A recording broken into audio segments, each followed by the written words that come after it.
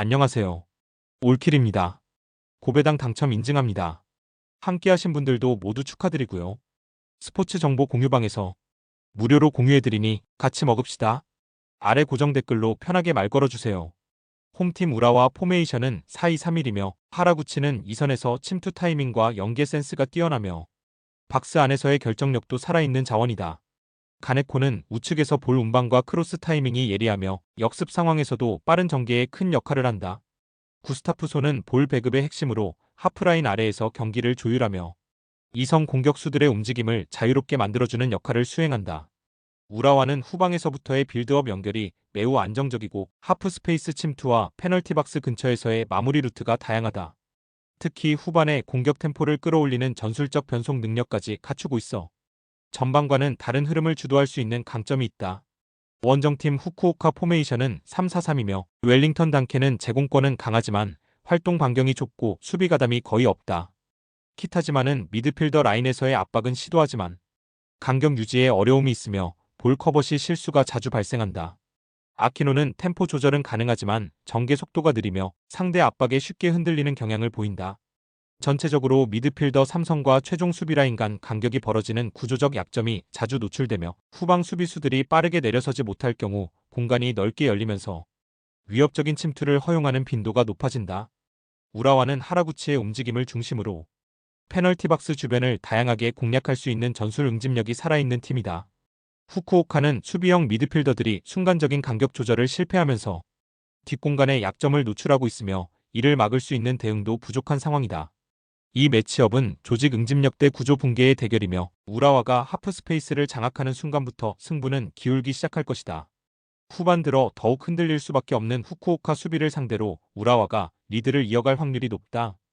홈팀 강원 포메이션은 4-4-2이며 가브리엘은 박스 근처에서의 위치 선정과 결정력에서 꾸준한 존재감을 드러내고 있다. 김대원은 폭발적인 스피드와 드리블 돌파 능력을 통해 측면에서 활로를 열며 상대 수비를 흔드는 역할을 맡고 있다.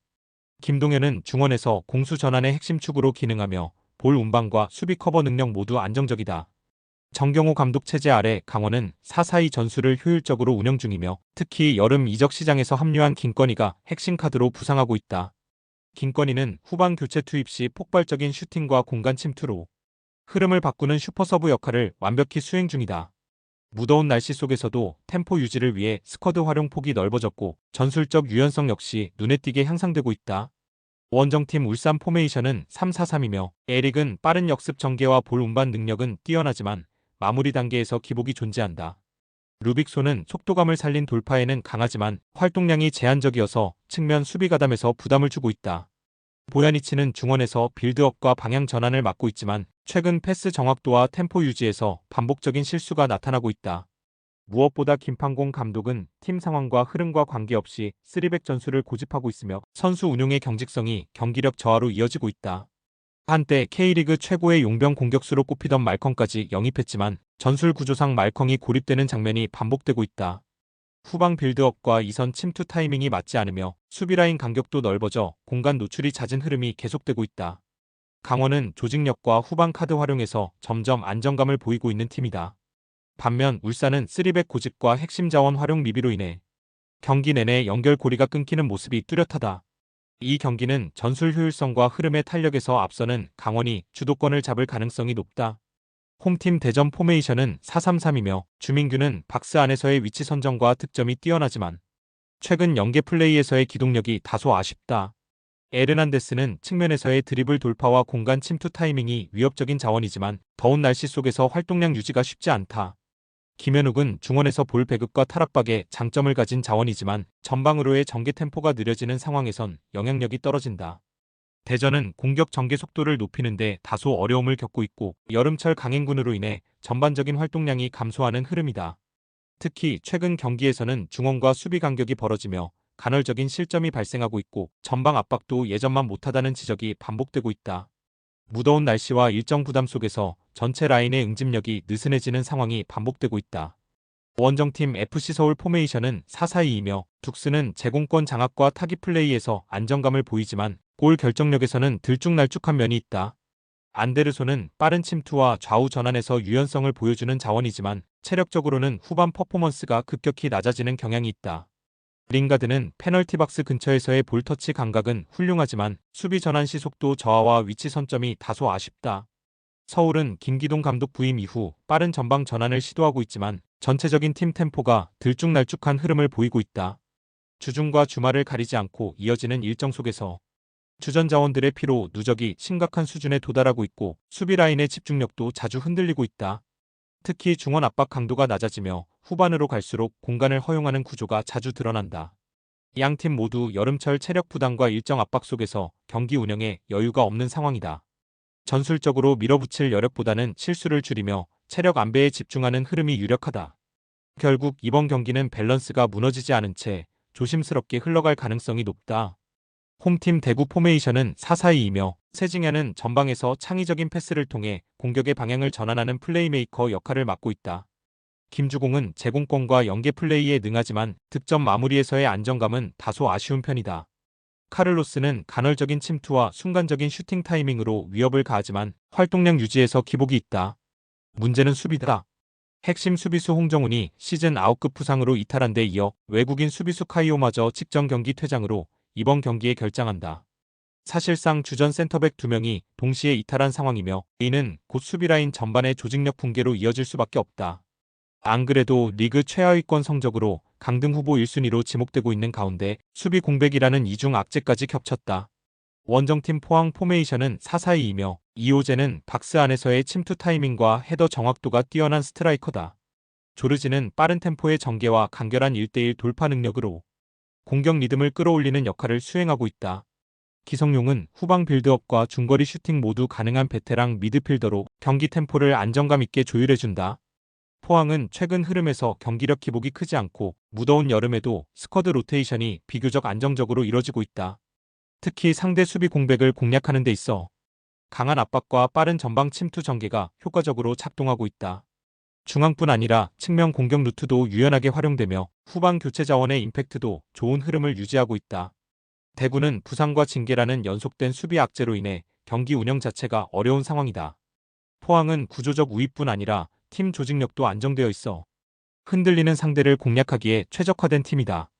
결국 이 경기는 경험과 흐름, 수비 안정성에서 압도적인 포항이 주도권을 쥘 가능성이 높다. 홈팀 인천 포메이션은 4-4-2이며 무고사는 박스 안에서의 결정력과 제공권 장악에서 리그 최상위 수준의 마무리 자원이다. 제르소는 좌측 돌파와 크로스 타이밍이 탁월하며 속도와 개인기를 모두 갖춘 윙어로 상대 수비를 지속적으로 흔드는 역할을 맡는다. 이명주는 중원에서 전개와 탈압박 그리고 이선 침투까지 폭넓은 전술 가용성을 지닌 자원으로 3명이 동시에 살아날 경우 인천은 전방 압박과 속공 템포를 매우 빠르게 구축할 수 있다. 최근 경기에서도 경기 주도권을 유지한 채 공간 활용과 마무리 전환 능력에서 뚜렷한 상승세를 보이고 있다. 원정팀 안산 포메이션은 3-4-1-2이며 제페르소는 전방에서 버티기보다는 수비 끌어내기에 치중하는 유형의 공격수다. 사라이바는 돌파는 좋지만 크로스 타이밍이나 마무리 집중도에서는 여전히 기복이 큰 자원이고 라파 역시 박스 근처에서 활동량은 많으나 중원과의 연계가 제한되어 고립되는 장면이 자주 연출되고 있다. 안산은 수비 숫자를 늘려 실점 가능성을 줄이려는 전술을 고수하고 있지만 압박 간격이 느슨하고 전환 속도 또한 느려 공격 전개가 끊기기 일쑤다. 상대가 템포를 끌어올릴 경우 라인 전체가 무너지는 장면이 반복되고 있다. 인천은 전방 결정력과 전개 속도, 템포 조절까지 모든 면에서 안정적이고 날카로운 흐름을 보여주고 있다. 반면 안산은 수비 라인은 두껍지만 그 안에 조직력은 없고 커버 시점도 계속 어긋나는 모습이다. 이런 흐름에서 인천이 기세를 끌고 가는 건 너무도 자연스러운 그림이며 이번 경기는 전술 심리 기량에서 모두 앞선 인천이 지배할 가능성이 높다. 홈팀 수원 삼성 포메이션은 4-3-3이며 김지현은 이번 경기에서 원톱 역할을 소화할 가능성이 높다.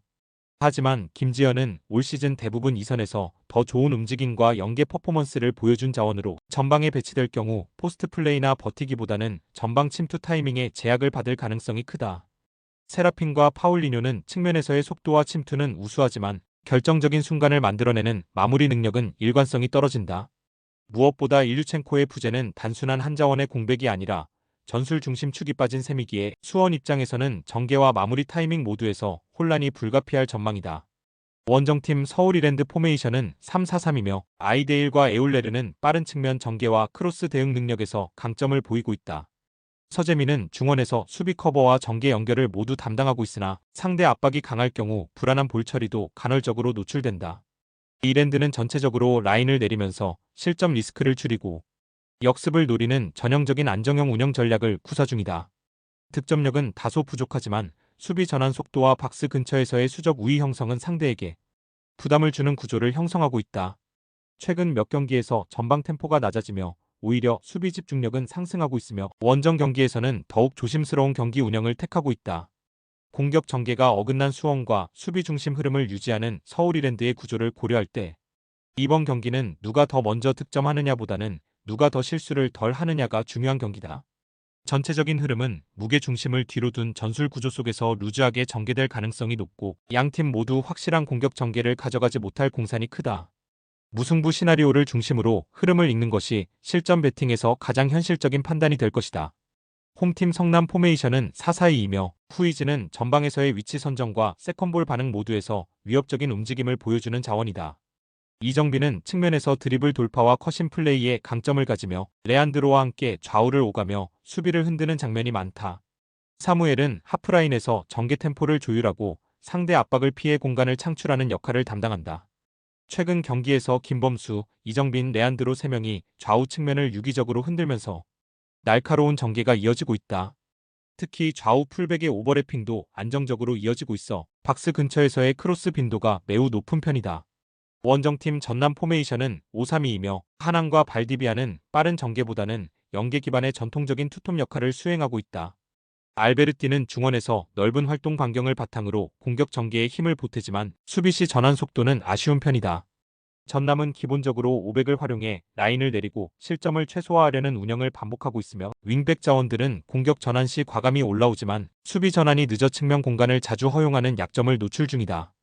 특히 좌우 사이드에서 크로스를 막지 못하며 위협적인 장면을 허용하는 빈도가 높아 이번 경기에서 가장 큰 불안 요소로 작용할 수 있다. 전남의 500은 중앙만 두텁게 쌓인 채 측면 대응에는 지속적으로 실패하고 있다. 반면 성남은 폭넓은 사이드 플레이와 짜임새 있는 침투 루트로 경기를 주도하고 있으며 특히 이정빈 레안드로 김범수가 살아나는 현재 흐름은 전남의 수비 전환을 무력화시키기에 충분하다. 측면이 무너지면 경기는 기울어진다. 이번 경기는 성남이 그 공간을 지배할 타이밍이다.